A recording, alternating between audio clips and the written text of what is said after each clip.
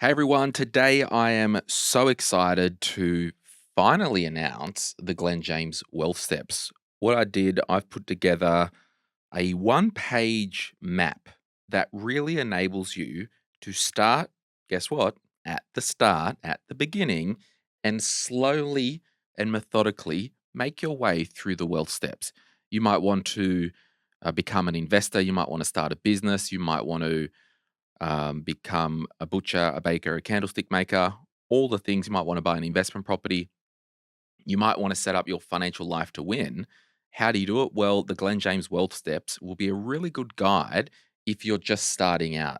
Now, if you are in this bit of the personal finance world and you may have listened to the podcast for some time and you think you're dialed into your money, the challenge is to go back to step one and make sure you can tick off all the steps.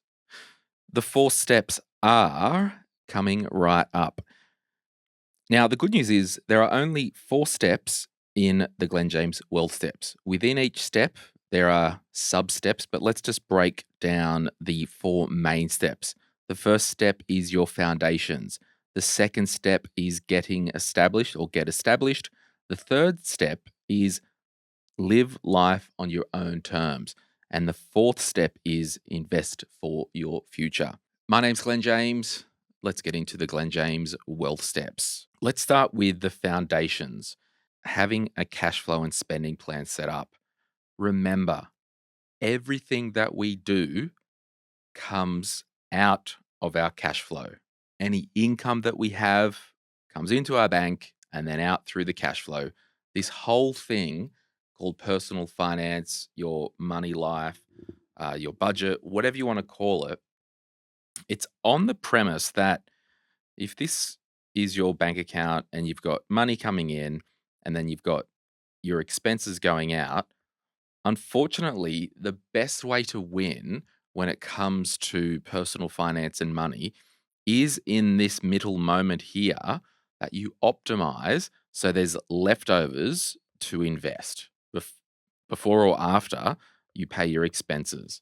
So you have to make sure that your cash flow and spending plan is set up, and anyone can do this at any age or any stage. I don't care if you're a hugely successful billionaire, you've got income and expenses. I don't care if you're at a end of life facility and you're on your deathbed, you still have income and expenses. Trust me. You might have Centrelink pension, you might have to pay for the bed that you're dying in. And then most of us sitting in middle Australia, we have a job, we have a mortgage, we have rent. So we cannot ignore the basics of having a really good cash flow and spending plan set up. I'll also put a thing in the comments. If you want to do the Glen James spending plan, it is my free online course. I'll help you with a lot of this stuff in the foundations. It's a downloadable spreadsheet. I will help you. I'll show you how to set up your spending plan to win, and we can go from there. The next step after the cash flow and spending plan is to build a starter emergency fund. So we need to have, I'm just calling it $2,000 set aside for emergencies. You may never have had $2,000 saved before. You might, I don't know, but we need to at least have a starter emergency fund. The next step in the plan is to set up your plan B. So that is if you couldn't work due to accident or illness, where is the money coming from? You might have some sick days, awesome. You might have some holiday, awesome. But if it's a longer term disability over 3 or 4 months, or a sickness or illness over 3 or 4 months, where is your income coming from? And that's why I so believe, as part of our foundations, and even if you've read any of my books, the sound financial house that I illustrate, protection plan is one of the foundations in everything that we do because we don't want the money to stop if we have to stop due to a medical event or an accident. The next step is a superannuation health check. Now, what I want you to do I just want you to know, and this is like a really basic health check. It's almost like a pulse check, right? So I can feel my pulse, like, yep, I've got a pulse. If you haven't got a pulse, I suggest you stop listening right now and call 000. But, pulse check, yep, I can feel the pulse. I know I'm here. I know I'm present. It's not faint, all that stuff. So this superannuation health check, I just want you to know where your super is, know what it's invested in, make sure your beneficiaries are set up. So you might have an ex spouse or an ex partner. Make sure they're still not listed as a beneficiary. And just make sure your employer contributions are going in, and, if you're under 30 years old, you don't want to be in a conservative option. We want to have a look at the longer term and look at a growth or a high growth option. But it's just a bit of a superannuation health check. I've put that after the insurances because if you go to a financial advisor, and I'll put a link to Sky Wealth in the comments as well. They support the podcast here. They can set up insurances that are funded from superannuation, and if you had to move superannuation funds, the insurance stays where it is and they just redivert to another super fund. So that's really easy. And then the last step in the foundation, it's actually really boring.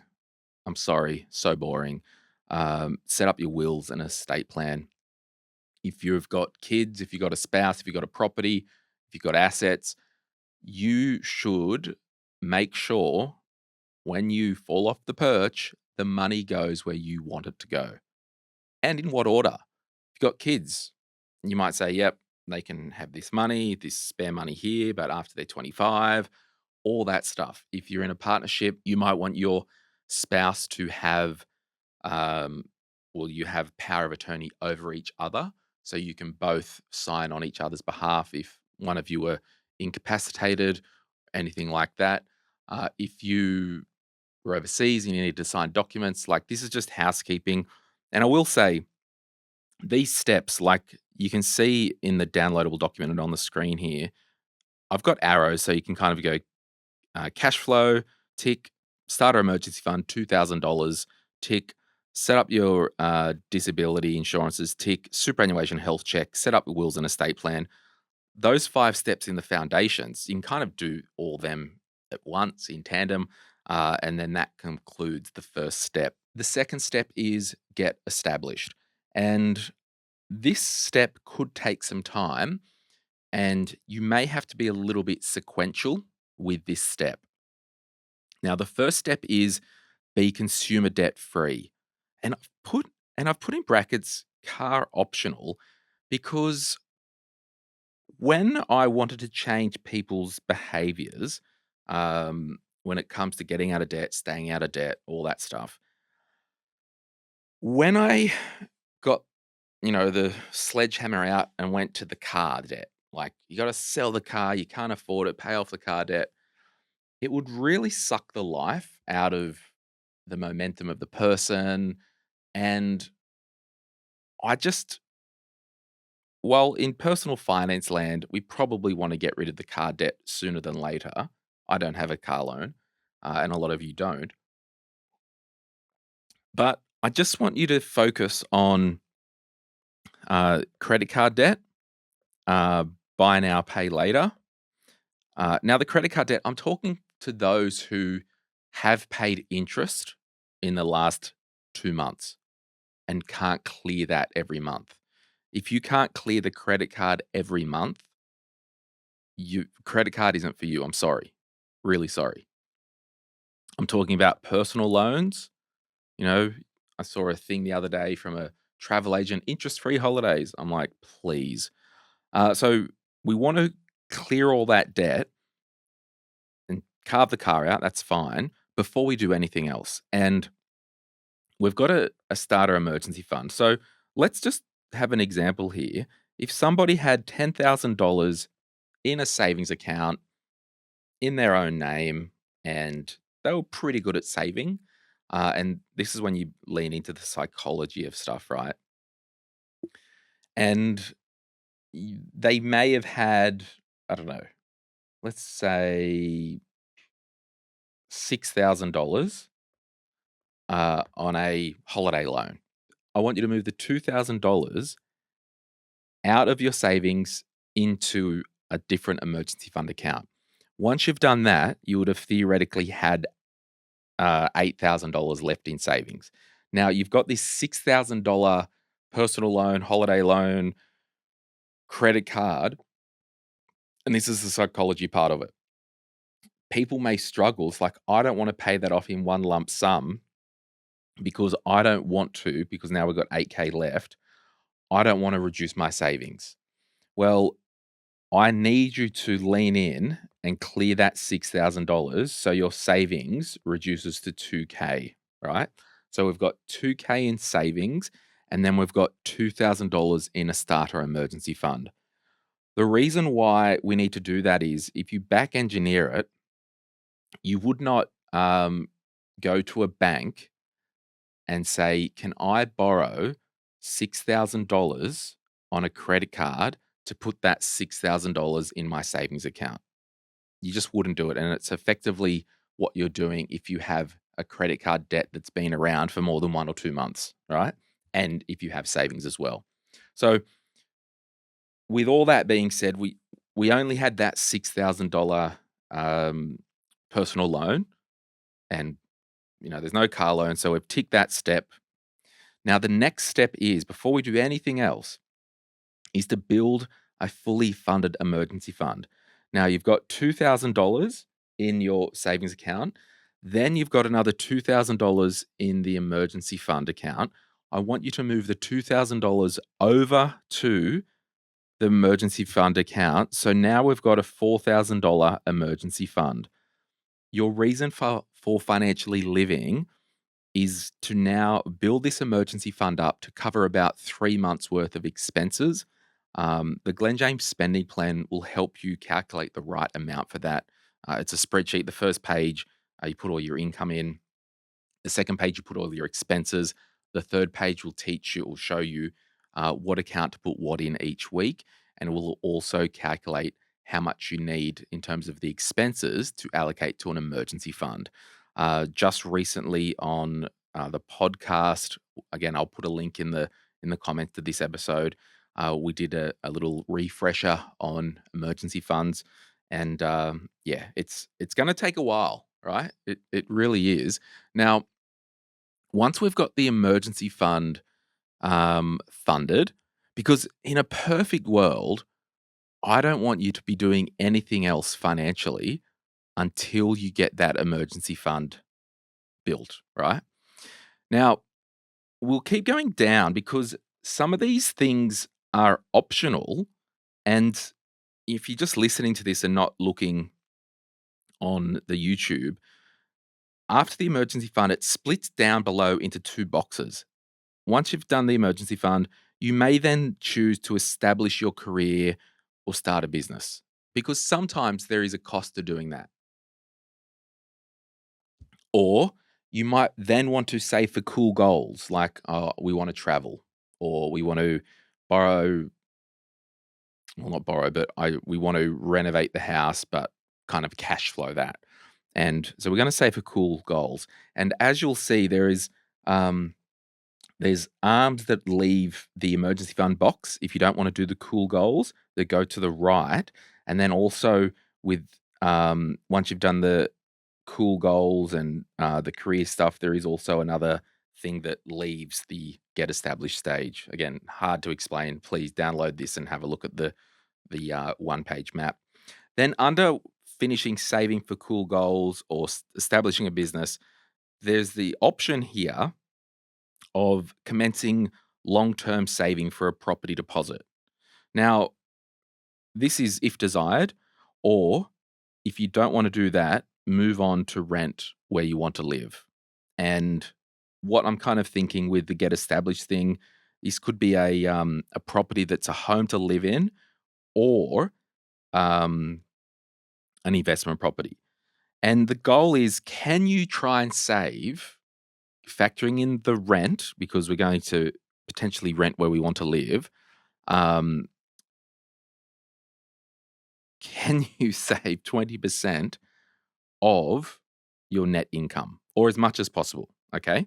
So that's kind of the get established stage. During this get established step, we are focusing on our career, we are saving for cool goals, we're commencing long term savings for a property, we're getting out of consumer debt, we're building our emergency fund. Okay. The next step, life on your own terms, we'll cover right after this. Live life on your own terms. There are only two options in this box before we move on to investing for your future. The first box is rent where you want to live. The second box is buy a home to live in. If you are going to live in it for over 5 years. Now, you'll see here, you can skip straight to rent where you want to live basically whenever. Or if you're still living at home, you might do some cool goals first or start a business. Then you're not interested in buying property, so you can rent where you want to live. Or you are renting and you are still saving for a long term property. It's kind of just, it isn't perfect, but I just wanted to do a bit of a map. And obviously, you're going to be renting when you start. But the question is, as you go through this, you're like, hang on, we're rejigging this stuff. We don't want to save for a house or an investment um, or any type of property. So we're just going to rent where we want to live, near the beach, on the in the city, and all that stuff, and just start building wealth. Or you might be like, yeah, maybe we'll save up and buy an investment property. So that means we'll rent where we want to live because we're not interested in buying a home to live in. So that's life on your own terms. The next box, and this is kind of the big one, and I'll just go through some of these options because you will need to visually see this if you aren't looking on YouTube. So yeah, download the document. Rent where you want to live. The arrow goes straight into investing in shares, or you can rent where you want to live, and then the arrow goes down to save for an investment property, or um, rent where you want to live and grow your business if self-employed. So the first kind of three steps that you can do when it comes to investing for your future is start investing in shares, save for an investment property, or growing your business if you're self-employed. Because a lot of chatter online and money stuff, they really forego talking about growing your business as a wealth creation vehicle. And most rich people, most rich people that have their own business, and there is a great case to grow your business and to invest in your future that way. So you'll see, saving for an investment property. You've you've bought a house to live in yourself, then you're going to save for investment property, or you have built your emergency fund, you rent where you want to live, and then you're going to start investing, saving for an investment property. You may grow your business and invest in shares and grow your business and save for investment property. You might do those three at the same time. Now, the next one, two, three, four types of investing for your future. And I just want to kind of remind everyone that we aren't investing in shares or saving for an investment property. Let's just really be real here. We're not doing any of that stuff until we're consumer debt free. We're not doing any of this cool stuff until we have an emergency fund. We're not doing any of this stuff if we want to go to Prague next Thursday. Okay. So, and this kind of layers with your spending plan. Once you do your spending plan, you will find out that you have an amount, hopefully, that's left over each month. Now, out of that leftover amount each month, you're an adult. You might say, well, we're going to put 30% of that amount, or 40%, or half into the cool goals. Then the other half, we're going to invest for the future. But I just really want, and to be honest, this document here, I actually first created this in 2017, 18, and I've just always been sitting on it because I'm like, "Oh, is it right?" And, I got distracted and I've just put so much time into, and it does look pretty simple, but it took a while to really to nail. And then you'll see in the investing for your future part, the arrows that go to the next four options. Um, some of them are checkered. So the checkered is possible options. Okay, where the hard one is pretty much you follow that road. So how we invest in shares, there's three options that come out of the invest in shares. You can make additional pre-tax superannuation contributions. You don't even have to set up a different investment account. You've already got a long-term investment account set up. So you can make additional pre-tax super contributions. The next one, you could set up shares in your own name. And remember, the quick start guide to investing, it will actually take you through the pre-tax superannuation. It will take you through investing in your own name, and then the other option is to do share investments via an investment bond. So the Quick Start Guide to Investing book, I go through the all the ownership structures. Okay, so companies and family trusts and all that stuff, and they're not there, but conceptually, um, you can invest. In those three things there. But obviously, you can invest through a company or a family trust. And then the fourth investment is to buy the investment property. Okay. Now, the last box, which kind of the arrow goes off all four things, such as pre tax super contributions, investing in your own name with shares via an investment bond, or buying an investment property. The next step is to branch out into a mixture of different investments or other complex investments, or you might want to buy the commercial property because you're probably not buying a commercial property as your first investment property. Okay. um, dare I say Bitcoin, dare I say antiques, all that stuff, all the weird stuff. Like, you're not doing that day one when you get started. Pretty much as you go through this, once you get to the investing for your future, it's just a rinse and repeat. But everything comes back to the cash flow and spending plan. You've got to make sure that this is nailed in your life. You've got an emergency fund for a rainy day. You've got your goals set. You start your career. I'll put another link below to, I've got an online course called the Glen James Reset. It's all about goal setting and prioritizing goals. By the time you download this 55, 6-page PDF, see the wealth steps, go back and make sure that, you know, you can tick things off, or if use it as a checklist that, oh, we need to go back and review our wills or haven't done a super uh, health check for a while. This, with this map, the Glen James spending plan, the Glen James reset course, you should get a very, very clear idea of how to plan your life with your partner. Now, before I go, I'll give you an example. Each page has, like, in the downloadable book, it's actually got information. So, for example, I've just scrolled here to set up your Plan B life and disability insurance. It basically tells you the four types of insurance you get, the three main type ways that you can get it: through your super fund, direct on the TV, through a financial advisor. Remember, Sky Wealth, they're financial advisors that support the podcast. Just break a myth there. If you go to Sky Wealth or a financial advisor to get your life insurance set up, get this, often it will be cheaper and a better policy than what you can get in your super. At me, go on. The data says so. Now let's keep scrolling. What's some other stuff here? We've got details about wills, enduring power of attorney, enduring power of guardianship, get established. Let's have a look here.